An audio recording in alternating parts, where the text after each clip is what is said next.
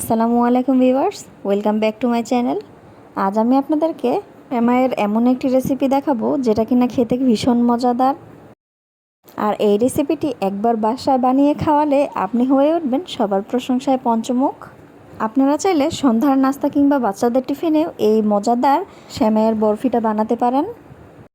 সেমাইয়ের বরফি বানানোর জন্য আমি এখানে 1 প্যাকেট লম্বা সেমাই নিয়েছি। এখানে আমি 200 গ্রামের যে সেমাইয়ের প্যাকেটটা সেটা ইউজ করেছি। এখন আমি সেমাইগুলোকে হাত দিয়ে খুব ভালো করে ভেঙে গুঁড়ো করে দেব। সেমাইগুলোকে হাত দিয়ে ভেঙে একেবারে গুঁড়ো গুঁড়ো করে নিয়েছি। আপনারা চাইলে এখানে লম্বা সেমাইয়ের পরিবর্তে লাচ্ছা সেমাইও নিতে পারেন। তো এদিকে আমি চুলায় একটি প্যান বসিয়ে দেব আর তার মধ্যে দিয়ে দেব 2.5 টেবিল চামচের মতন ঘি।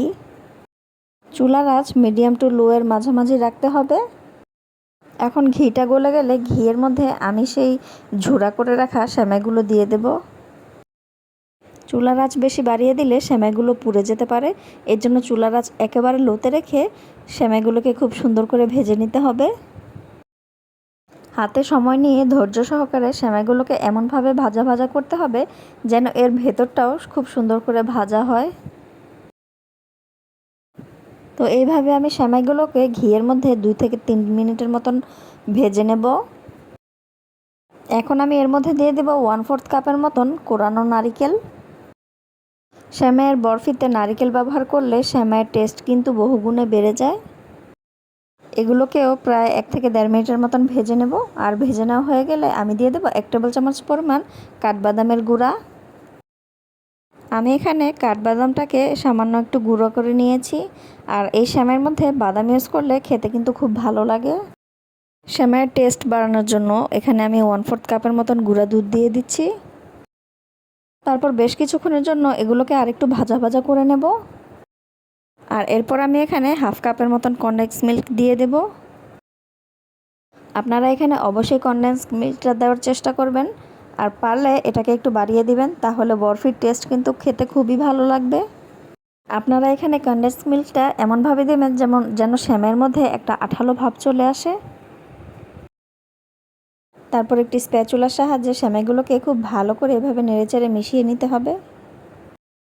আপনারা 4 থেকে 5 মিনিটের মধ্যেই লক্ষ্য করবেন যে সেমাইয়ের মধ্যে একটা আঠালো ভাব চলে এসেছে। আর এই পর্যায়ে আমি সেমাইয়ের মধ্যে অল্প একটু অরেঞ্জ ফুড কালার দিয়ে দেব। এটা একান্তই অপশনাল, আমি শুধু এখানে দেখার সৌন্দর্যের জন্য এখানে সামান্য একটু ফুড কালার ইউজ করেছি। আর এই ফুড কালারটাকেও কিন্তু খুব ভালো করে নেড়েচেড়ে মিক্সড করে নিব। সেমাইয়ের বরফির মধ্যে খুব ভালো একটা ফ্লেভার আনার জন্য এখানে আমি 1 চিমটির মতন এলাচের গুঁড়া দিয়ে দিয়েছি।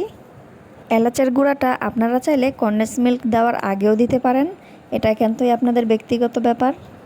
তো বেশ কিছুক্ষণ নাড়াচাড়া করার পর আমার সেমাইয়ের বরফিটা একেবারেই রেডি। এখন আমি চুলা বন্ধ করে দিব। প্রথমে এই বরফির মিশ্রণটাকে আমি একটি জায়গায় সেট করে নিচ্ছি। আর এগুলোকে আমি এখন একটা শেপ দিব। আমি স্প্যাচুলার সাহায্যে বরফিটাকে খুব ভালো করে সেট করে নিচ্ছি। আর চেষ্টা করছি একটি চারকোনার শেপ দেওয়ার জন্য। চারকোনার একটি স্কোয়ার শেপ দিয়ে এরপর এর চারপাশে যে অসমান জায়গাগুলো আছে সেগুলোকে কেটে ফেলে দেব। আর কেটে ফেলা অংশগুলো দিয়ে কিন্তু আমি অন্য শেপের বরফি বানিয়ে নেব। সাইডের অংশগুলো সমানভাবে কেটে ফেলা হয়ে গেলে এরপর আমি এগুলোকে চারকোনা করে বরফি শেপ করব। চারকোনা শেপ করে আমার বরফিগুলো কিন্তু কাটা হয়ে গিয়েছে। এখন আমি এগুলোকে হাত দিয়ে একটু চেপে চেপে দিচ্ছি। এতে করে বরফিগুলো খেতে কিন্তু খুব সুন্দর লাগবে। তো এইভাবে আমি সবগুলো বরফিকে সমানভাবে শেপ দিয়ে নেব। সাইডের যে কাটা অংশগুলো বরফির ছিল সেগুলোকে এখন আমি রাউন্ড শেপ দেব। আর একটা কুকি কাটারের মাঝখানে বসিয়ে এগুলোকে ভালো করে প্রেস করে নেব। কুকি কাটারের যে বিভিন্ন ডিজাইনের কাটারগুলো থাকে সেগুলোর মাঝখানে বসিয়েও আপনারা কিন্তু বিভিন্ন রকমের ডিজাইন তৈরি করে নিতে পারবেন।